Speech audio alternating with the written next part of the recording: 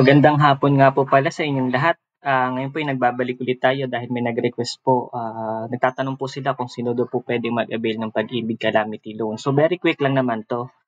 Sino ba pwedeng mag-avail ng Pag-ibig Calamity Loan? Ito yung nagkaroon ng typhoon sa'tin. So kagandahan sa government natin, nag-declare sila ng state of calamity loan sa mga affected areas. So unang-una, ang requirements sa calamity loan sa Pag-ibig, kailangan residents ka ng mga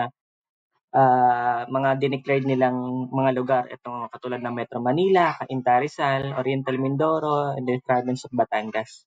So yun, pwede tayong mag-file ng calamity loan kay Pag-ibig. So yung mga gusto pang humaba na mag-loan, pwede pa tayong mag-loan kay Pag-ibig. Meron kasi silang 90 days na duration kung kailan nila inilabas yung state of calamity nila na pwede na tayo mag-loan sa Pag-ibig. So yun, ang requirements pa rin naman, ganun pa rin naman, kailangan meron tayong Pag-ibig loyalty card, at kailangan ng 2 years contribution. So kapag calamity loan, mas malaki makukuha nating loan kasi mas maximum yung loanable na kumpara sa MPL natin. So yun po, very quick lang po ito. Kung may mga karagdagan pa po tayong katanungan, pwede po kayo mag-comment sa baba, sasagutin ko po kayo. Maraming salamat po. Bye-bye.